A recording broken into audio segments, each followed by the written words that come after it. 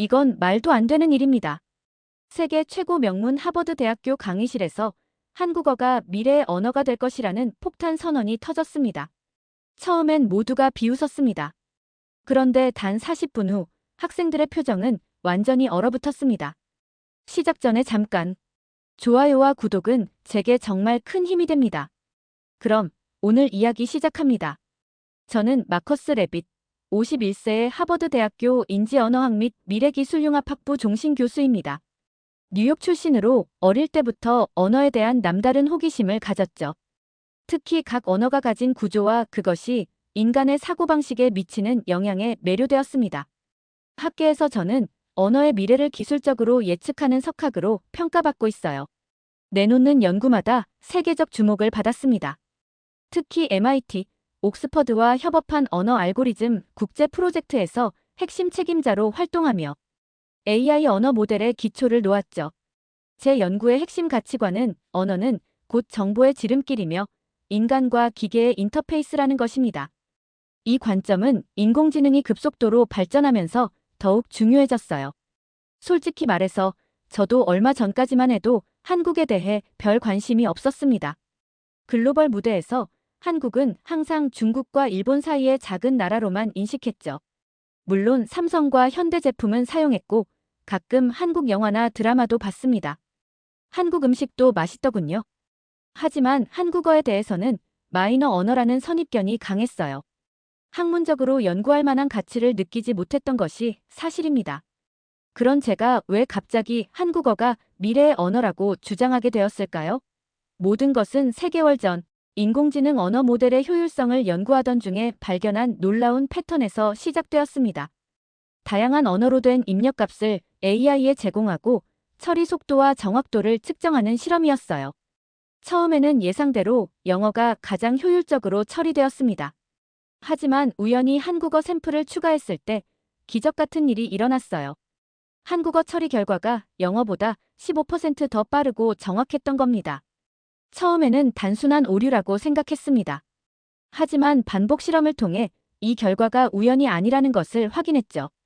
더 깊이 연구할수록 한글이라는 문자 체계의 과학적 구조가 AI 시대에 얼마나 완벽한지 깨달았습니다. 영어나 중국어 같은 자연 발생적 문자와 달리 한글은 세계 유일의 과학적 원리로 설계된 문자였어요. 그 차이는 마치 자연적으로 형성된 오솔길과 현대적으로 설계된 고속도로의 차이와도 같았습니다. 특히 한글의 모듈식 구조는 현대 프로그래밍 언어와 놀랍도록 유사했습니다. 자음과 모음이라는 기본 요소가 논리적으로 조합되어 새로운 의미를 만들어내는 방식이 마치 컴퓨터 코드의 구문과 닮아 있었죠. 이런 특성이 AI 시대에 엄청난 이점이 될 것이라는 확신이 들었습니다. 하지만 이런 발견을 동료 학자들과 나눌 때마다 회의적인 반응만 돌아왔어요. 한국어는 사용자 수가 너무 적어 실용성이 떨어진다. 같은 이유로 제 연구를 진지하게 받아들이지 않았죠. 심지어 어떤 동료는 제가 한국 음식에 홀려 이성적 판단을 잃었다며 비아냥거렸습니다. 서양 중심의 학계는 아시아, 특히 한국의 가치를 인정하기를 거부했습니다. 하지만 저는 결심했습니다. 명확한 증거를 수집하고 학생들 앞에서 먼저 발표하기로요. 젊은 세대가 먼저 받아들인다면 보수적인 학계도 결국 따라올 것이라 믿었습니다. 그리고 그 첫걸음이 바로 오늘 하버드 강의실에서의 파격적인 선언이었죠. 역사는 항상 기존 질서에 도전하는 자들에 의해 새로 쓰여왔습니다. 이제 한국어가 세계 무대의 중심에 서는 역사적 순간을 제가 알리고자 했습니다. 2040년 미래권역별 주요 언어 예측입니다. 저는 프로젝터에 준비한 슬라이드를 띄웠습니다. 학생들의 눈이 일제히 스크린으로 향했죠. 차트에는 세계 각 지역별로 미래에 주요하게 사용될 언어들이 나열되어 있었습니다. 그리고 전 세계 통합 순위 1위에 당당히 한국어가 자리했어요. 순간 강의실이 폭발하듯 웅성거리기 시작했습니다. 제가 그래프를 설명하기도 전에 앞줄의 한 학생이 거침없이 손을 들고 발언했어요. 교수님, 그건 말도 안 되는 과장입니다. 분명히 오류가 있을 겁니다. 말을 마친 학생의 목소리에는 확신이 가득했습니다. 그의 배지에는 언어인공지능 연구회 회장이라는 글자가 선명했어요. 한국은 작은 국가에 불과하잖아요. 인구도 5천만 명밖에 안 됩니다. 재미교포까지 다 합쳐도 8천만 명이 채 안 되는데 어떻게 이게 세계 1위 언어가 될 수 있죠? 중국어 사용자는 14억입니다. 다른 학생들도 고개를 끄덕이며 동의의 표시를 보냈습니다. 저는 침착하게 대답했죠. 여러분, 언어의 미래 가치는 단순히 사용자 수로만 평가할 수 없습니다. 디지털 시대에는 언어의 구조적 효율성과 AI 호환성이 더 중요한 지표가 됩니다. 마치 시장 규모보다 기술력이 기업의 성패를 결정하는 것처럼 말이죠. 제 말이 끝나기도 전에 뒤쪽에서 한 금발의 학생이 코웃음을 쳤습니다. 그는 바로 알렉스 브라이튼이었어요. 올해 수석 입학생이자 실리콘밸리 인턴 경험이 있는 거만한 학생이었죠. 알렉스는 당당히 자리에서 일어나 고압적인 말투로 저를 향해 말했습니다. 교수님, 제가 지난 여름 구글에서 인턴십할 때 AI 언어 모델 팀과 함께 일했습니다. 그곳에서는 영어, 중국어, 스페인어만 중점적으로 다루고 있었어요. 한국어는 마이너 언어로 분류되어 기본 지원만 했죠. 한국이 글로벌 언어라면 우리 AI는 이미 오류투성이란 말입니다. 알렉스의 오만한 발언에 강의실은 더욱 술렁였습니다. 몇몇 여학생들은 비웃으며 속삭였고 그중 한 명은 스마트폰을 꺼내 해시태그 코리안드림은 망상이란 해시태그로 제 강의 내용을 조롱하는 글을 SNS에 올리고 있었습니다. 상황이 점점 통제를 벗어나는 듯 했어요. 학생들의 반응은 단순한 학문적 의문을 넘어 조롱과 경멸로 변해갔습니다. 한 여학생은 아예 가방을 챙겨 이런 헛소리를 들을 시간이 없다며 강의실을 떠났고 다른 몇몇도 그 뒤를 따랐어요. 알렉스는 여전히 서서 제게 도전적인 태도를 취했습니다. 교수님께서 한국어를 직접 하실 줄 아나요? 아니면 그저 문화적 호기심에서 비롯된 주장인가요? 저는 솔직하게 대답했습니다. 아니요, 저는 한국어를 할 줄 모릅니다. 하지만 언어학자로서 한글의 구조적 특성과 그것이 디지털 시대에 갖는 의미를 철저히 연구했습니다. 그 말에 알렉스는 승리한 듯한 미소를 지으며 자리에 앉았어요. 역시 그렇군요. 실제 경험 없이 이론만으로 내린 황당한 결론이네요. 다음엔 화성어가 미래의 언어라고 하시겠네요. 강의는 결국 제대로 마무리되지 못했습니다.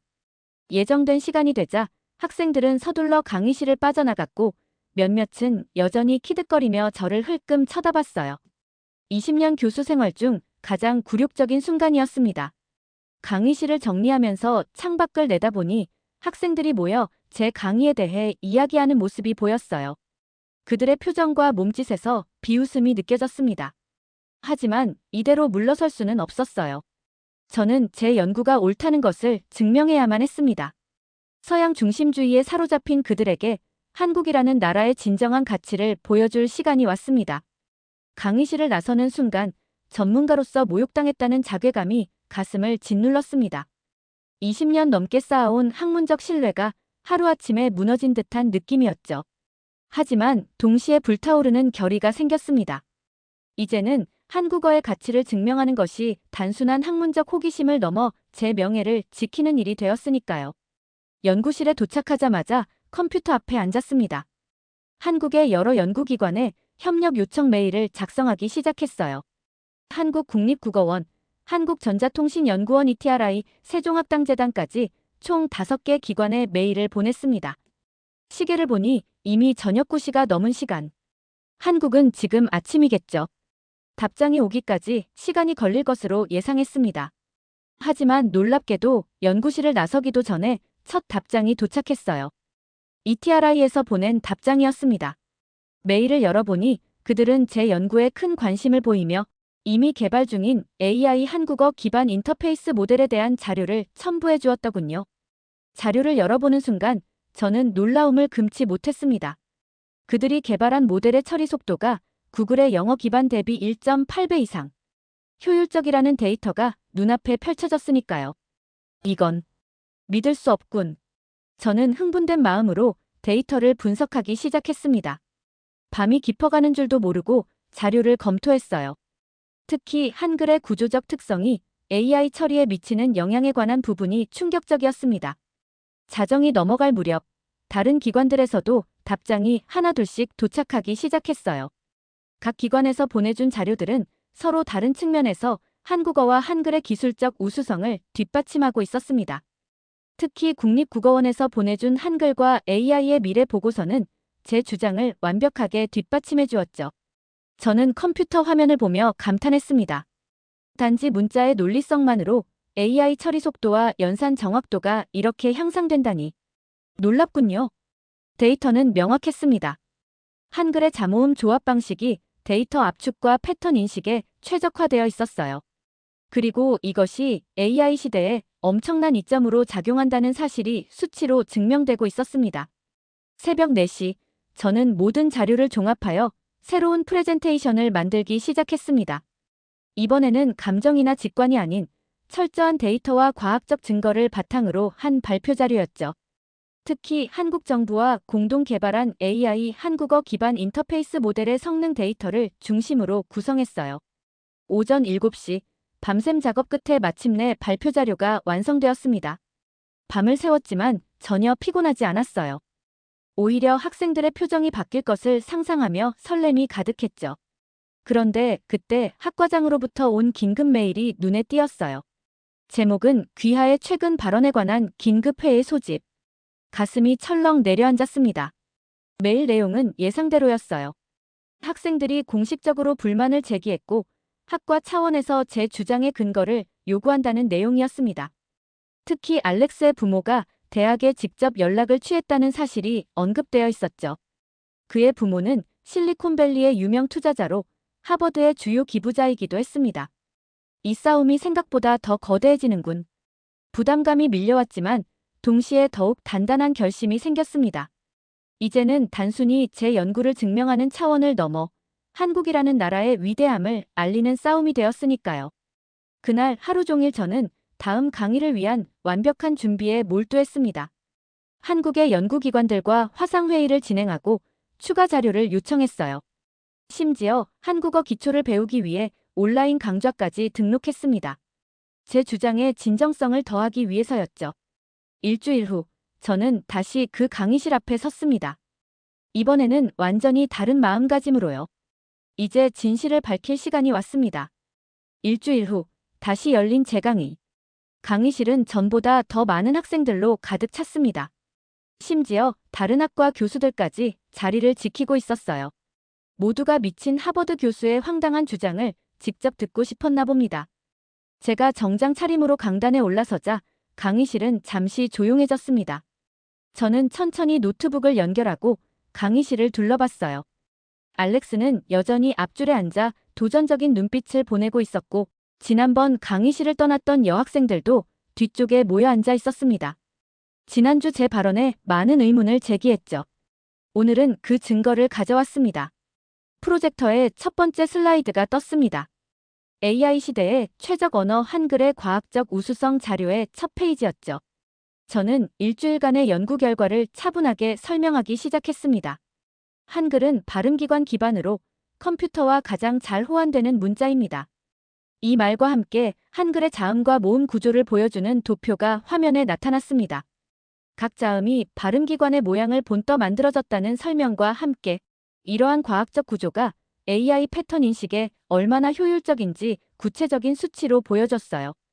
MIT, EBS, KDI 공동 보고서에 따르면 한글은 세계 디지털 언어 구조 중 유일하게 풀시각적 언어입니다.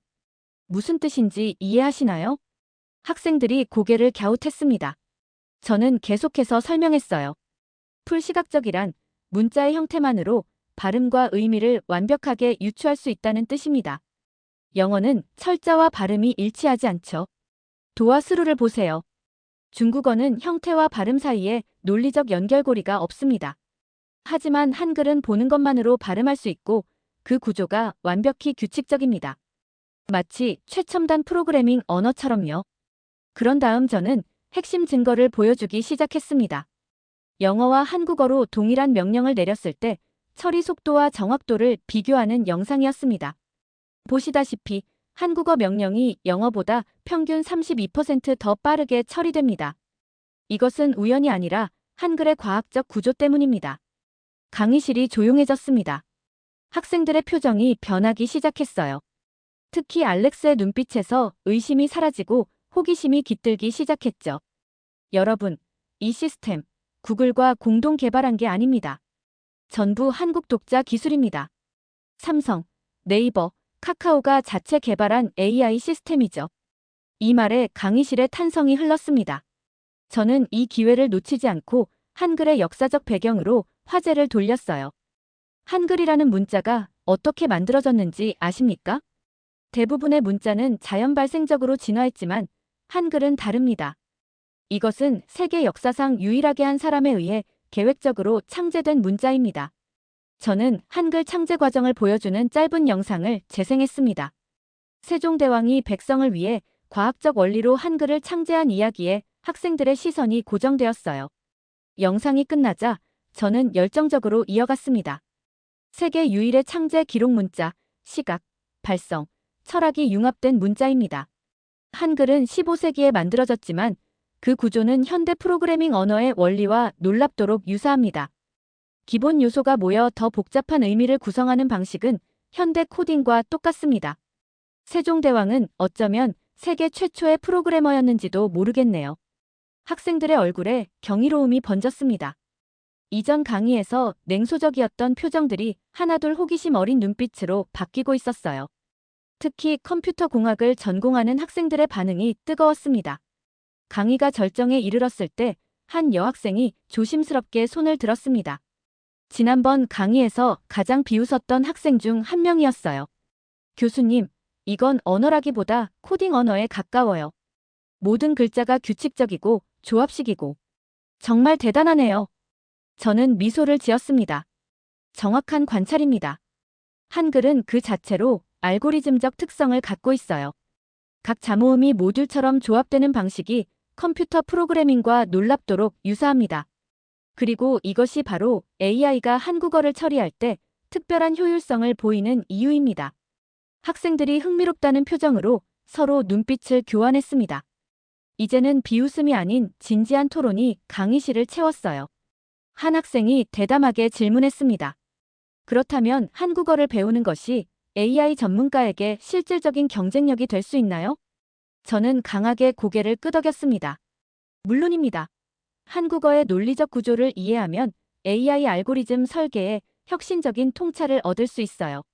실제로 삼성과 네이버의 AI 연구팀은 한글의 구조적 특성을 알고리즘에 적용해 처리 효율성을 30% 이상 높였습니다.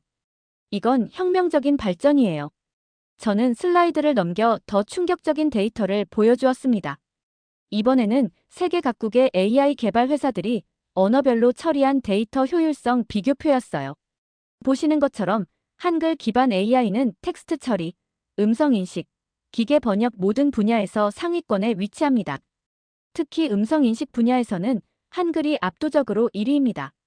한글은 글자를 보는 것만으로 발음을 정확히 알 수 있기 때문에 텍스트, 음성 변환이 거의 100%에 가까운 정확도를 보여줍니다. 알렉스가 처음으로 진지한 표정을 지었습니다. 그의 노트북 화면에는 한글에 관한 검색 결과들이 보였어요. 저는 그가 실시간으로 제 말을 확인하고 있다는 것을 알 수 있었습니다. 알렉스, 질문 있나요? 저는 자신감 있게 그를 직접 지목했습니다. 그는 살짝 당황하며 고개를 들었어요. 교수님, 저는 실리콘밸리에서 인턴할 때 한국어에 대한 이야기를 전혀 듣지 못했습니다. 왜 구글이나 메타 같은 대형 IT 기업들은 한국어의 이런 잠재력을 활용하지 않고 있을까요? 이것은 제가 기다리던 질문이었습니다. 훌륭한 질문입니다. 사실 그들이 무시하는 게 아니라 아직 발견하지 못한 것입니다. 서구 기업들은 동양 언어, 특히 한국어에 대한 깊은 이해가 부족해요. 그들은 한국어를 그저 또 하나의 아시아 언어로 분류하죠.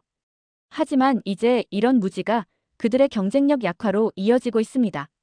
삼성과 네이버가 AI 분야에서 급속도로 성장하는 것이 그 증거죠. 제 말이 끝나자 강의실 전체가 완전히 다른 분위기로 바뀌었습니다. 처음에 조롱과 의심은 온데간데없고 이제는 경이로움과 흥미로 가득 찬 눈빛들이 저를 향했어요. 한 학생이 진지하게 물었습니다. 교수님, 저희가 한국어를 배우려면 어디서부터 시작해야 할까요? 이 질문에 저는 진심으로 기뻤습니다. 학문적 호기심의 불꽃이 타오르는 순간이었으니까요. 세종학당재단에서 운영하는 온라인 강좌가 좋은 시작점이 될 수 있습니다. 그리고 다음 학기부터 우리 학과에서도 디지털 시대의 한국어 특별 강좌를 개설할 예정이에요. 놀랍게도 알렉스가 다시 손을 들었습니다. 그의 표정은 이전과 완전히 달랐어요. 비웃음 대신 진지한 호기심이 담겨 있었죠.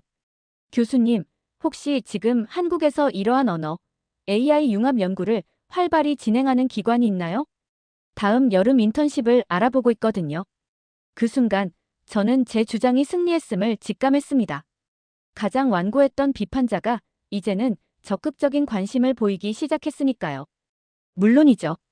네이버 AI랩, 삼성 리서치, KAIST AI 센터 모두 세계적 수준의 연구를 진행하고 있습니다. 관심 있으시면 제가 몇몇 연구진에게 소개해드릴 수 있어요. 알렉스의 눈이 빛났습니다. 그리고 그의 표정 변화는 강의실 전체의 분위기를 완전히 바꿔놓았어요. 한국어에 대한 새로운 발견의 순간이었습니다. 강의가 끝나고 질의응답 시간으로 넘어갔을 때 학생들의 손이 빗발치듯 올라갔습니다. 지난주와는 완전히 다른 광경이었죠. 모두가 한국어와 AI의 관계에 대해 더 알고 싶어 했습니다. 교수님, 한국어를 배우면 정말로 AI 개발에 도움이 될까요? 한글의 구조를 다른 언어에 적용할 수 있는 방법은 없을까요? 한국의 자연어 처리 기술이 영어권보다 앞서 있다는 건가요? 질문이 쏟아지면서 저는 깊은 감동을 느꼈습니다. 이것이 바로 교수로서 꿈꾸던 순간이었으니까요. 학생들의 지적 호기심을 자극하고 그들이 새로운 지식의 문을 열어가는 모습을 지켜보는 기쁨이란.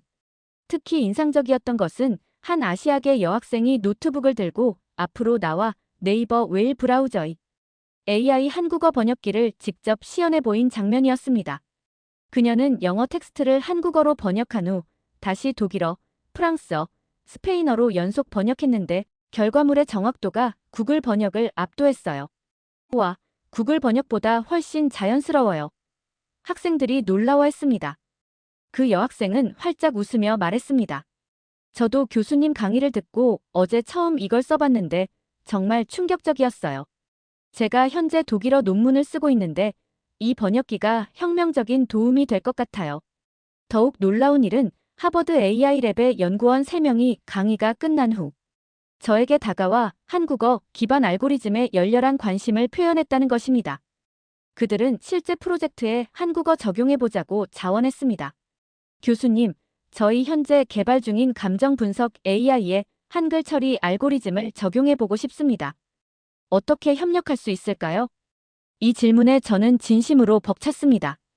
제 연구가 실제 프로젝트로 이어지는 순간이었으니까요. 물론이죠. 다음 주부터 정기적으로 미팅을 시작하면 어떨까요? 한국의 연구진들도 화상으로 참여할 수 있도록 연락해보겠습니다. 그날 저녁, 저는 스스로에게 선물을 주기로 했습니다. 온라인으로 한국어 초급 수업을 등록한 거죠. 제가 연구하는 언어를 직접 배워보는 것이 중요하다고 생각했습니다. 첫 수업은 생각보다 어려웠어요. 발음이 낯설고 문법 구조도 영어와 완전히 달랐으니까요. 하지만 한글을 배우는 과정은 놀랍도록 논리적이고 체계적이었습니다. 자음과 모음의 기본 원리를 이해하니 다양한 조합을 쉽게 습득할 수 있었어요. 가나다라를 쓰면서 이 문자 체계가 얼마나 혁신적인지 직접 경험할 수 있었습니다. 수업 중 한국어 교사가 말한 것이 가슴에 와닿았어요. 한글은 배우기 쉬운 문자입니다. 왜냐하면 과학적으로 설계되었기 때문이죠. 세종대왕은 모든 사람이 쉽게 배울 수 있는 문자를 만들고자 했습니다. 당시 중국 문자는 특권층만 배울 수 있었거든요. 이 말에 저는 깊은 감동을 받았습니다. 언어가 특권층이 아닌 모든 사람을 위한 것이라는 철학이 600년 전에 이미 실현되었다니 말이죠. 그날 밤, 저는 제 연구 노트에 이렇게 썼습니다. 한글은 단순한 문자가 아니라 민주주의의 상징이며 미래 기술의 청사진이다. 다음 날 아침, 메일함을 열자 반가운 소식이 기다리고 있었습니다. 한국과학기술원 카이스트에서 AI 언어 처리 공동 연구를 제안해온 것이었어요. 그들은 제 연구에 관심을 보이며 한 미 국제 협력 프로젝트를 제안했습니다. 강의실에는 점점 한국어가 곧 기회다라는 분위기가 형성되었습니다. 학생들이 서로 안녕하세요? 와 감사합니다 같은 한국어 인사를 나누기 시작했고, 복도에서도 한국어 학습 앱을 사용하는 학생들을 쉽게 볼 수 있었어요. 그렇게 일주일이 지나자 저의 연구실에는 매일 학생들의 발길이 끊이지 않았습니다. 한국어를 배우고 싶어 하는 학생, AI 연구에 한글 알고리즘을 적용하고 싶은 학생, 한국 유학을 고민하는 학생까지. 제 강의가 학생들에게 새로운 시각을 열어준 것 같아 가슴이 벅찼습니다. 한 학기가 지난 후 대학에서는 제 제안으로 한국어 미래 전략 과정을 신설했습니다. 처음에는 소규모 선택 과목으로 계획했지만 놀랍게도 수강 신청이 열리자마자 3일 만에 전원 마감되었어요. 심지어 타학과 학생들까지 관심을 보이며 대기자 명단이 100명을 넘었습니다. 첫 수업날, 저는 감격스러운 마음으로 강의실에 들어섰습니다. 몇 달 전 제 주장을 비웃던 그 강의실이 이제는 한국어를 배우려는 열정적인 학생들로 가득 찼으니까요. 여러분, 오늘부터 우리는 단순한 외국어가 아닌 미래의 언어를 배웁니다. 한국어는 이제 디지털 시대의 필수 역량이 될 것입니다. 학생들의 눈빛에서 기대감을 읽을 수 있었습니다. 특히 컴퓨터 공학, 인공지능, 언어학을 전공하는 학생들이 많았어요. 그들은 이미 한국어의 가치를 직감하고 있었죠. 수업은 예상보다 훨씬 활기차게 진행되었습니다. 학생들이 한글을 처음 써보면서 탄성을 내뱉는 모습, 간단한 한국어 인사를 나누며 웃는 모습이 인상적이었어요. 더욱 놀라운 것은 알렉스의 변화였습니다. 처음에 가장 강력하게 반대했던 그가 이제는 수업의 가장 열정적인 참여자가 되었어요. 그는 심지어 방과 후 한국어 스터디 그룹까지 조직했습니다. 강의 마지막 날, 알렉스가 수업이 끝난 후 저에게 다가왔습니다. 그의 표정은 처음 만났을 때와는 완전히 달랐어요. 이제는 오만함 대신 겸손함이, 냉소 대신 진지함이 느껴졌습니다. 교수님, 처음엔 웃었지만 이제 저도 확신합니다. 이 언어는 미래입니다. 그가 진지하게 말했습니다. 지난 주말에 실리콘밸리 친구들과 화상 통화를 했는데 그들도 이제 한국어에 관심을 보이기 시작했어요. 다음 학기에 저도 한국 교환학생 프로그램에 지원할 계획입니다. 알렉스의 말에 저는 깊은 감동을 느꼈습니다. 수업 첫날 그의 조롱 섞인 표정이 떠올라 감회가 더욱 새로웠어요. 알렉스, 당신의 미래가 밝을 겁니다. 한국어는 당신에게 새로운 시각을 열어줄 것입니다. 그리고 정말로 그의 미래는 밝았습니다. 1년 후 알렉스는 서울대학교 AI 연구센터에서 인턴십을 시작했고 네이버와 카카오 같은 한국의 IT 기업으로부터 동시에 취업 제안을 받았다고 합니다. 그뿐만이 아니었습니다. 대학 내 한국어 강좌는 세계에서 12개로 폭발적으로 증가했고 컴퓨터 공학부와 언어학부가 공동으로 한글 알고리즘과 AI 센터를 설립했어요. 저는 그 센터의 초대 디렉터로 임명되는 영광을 얻었습니다. 하버드에서 시작된 이 움직임은 점차 다른 대학으로 급속히 확산되었습니다. MIT, 스탠포드, 예일 대학에서도 유사한 프로그램을 앞다투어 시작했고 실리콘밸리의 기업들은 한국어 능력을 갖춘 인재를 우대하기 시작했어요. 그리고 마침내 세계 최대 기술 컨퍼런스 중 하나인 테치크런치 디스럽트에서 메인 키노트 스피치가 한국어로 진행되는 역사적인 순간을 목격했습니다. 물론 동시 통역이 제공되었지만 한국어가 기술 혁신의 언어로 공식 인정받은 상징적인 사건이었죠. 세계 각지에서 한국어 학습자 수가 폭발적으로 증가했습니다. 세종학당재단의 자료에 따르면 제 강의 영상이 공개된 후 6개월 만에 세계 한국어 학습자 수가 이전보다 180% 증가했어요. 듀오링고 앱에서는 한국어가 인기 언어 순위 3위까지 올라갔고 유튜브의 한국어 강좌 조회수는 매달 2배씩 폭증했습니다. 특히 놀라운 것은 IT 업계 종사자들 사이에서 한국어 학습 열풍이 불고 있다는 점이었어요. 구글, 마이크로소프트, 메타 등 주요 기술 기업들이 직원들에게 한국어 학습 프로그램을 제공하기 시작했습니다. 그들은 AI 시대에 한국어의 구조적 이해가 알고리즘 개발에 혁신적 통찰을 준다는 점을 마침내 인식한 것이죠. 저는 세계 언어회의의 기조연설자로 초청받아 한글은 인류의 마지막 문자 혁신이자 AI 시대의 첫 번째 언어라는 주제로 연설했습니다. 그 자리에는 세계 각국의 언어학자와 AI 전문가들이 모여 한글의 디지털 시대 적합성에 대해 열띤 토론을 벌였어요. 한글은 디지털 시대에 가장 적합한 문자입니다. 그 이유는 세 가지입니다. 첫째, 모듈식 구조로 데이터 압축에 유리합니다. 둘째, 논리적 체계로 알고리즘 처리에 효율적입니다. 셋째, 시각적 명확성으로 인간과 기계의 인터페이스에 최적화되어 있습니다. 한글은 마치 미래에서 온 문자 같습니다. 제 강의를 들은 학생들의 후기는 감동적이었습니다. 이 강의는 내 인생의 터닝 포인트였다는 댓글이 1,000개가 넘었어요. 특히 한 학생의 후기는 많은 이들의 공감을 얻었습니다. 교수님의 강의를 듣기 전 저는 그저 평범한 컴퓨터 공학도였습니다. 하지만 한국어를 배우면서 알고리즘에 대한 혁신적 시각을 얻었고 지금은 서울의 AI 스타트업에서 최고 데이터 과학자로 일하고 있습니다. 월급은 실리콘밸리보다 높고 삶의 질은 비교할 수 없습니다. 한국어는 단순한 언어가 아니라 제 인생의 혁명이었습니다. 심지어 한국 외교부에서 이 사례를 공식 소개하며 한국 국가 브랜드 지수 상승 사례로 채택했다는 소식도 들었습니다. 제 연구가 한국가의 브랜드 가치 향상에 기여했다는 사실이 놀랍기만 했어요. 가장 보람찬 순간은 제가 직접 한국을 방문했을 때였습니다. 인천공항에 도착하자마자 수십 개의 방송 카메라가 저를 기다리고 있었어요. 한국어의 가치를 세계에 알린 하버드 교수라며 환영해 주었죠.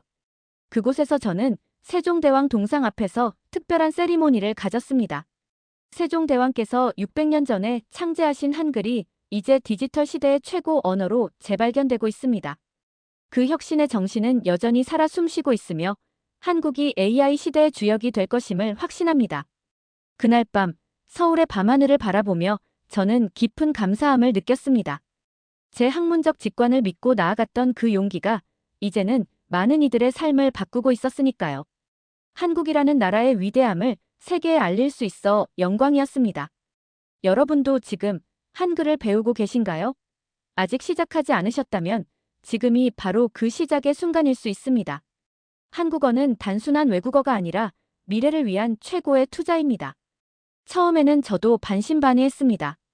세계 인구의 1%만 사용하는 언어가 어떻게 글로벌 영향력을 가질 수 있을까?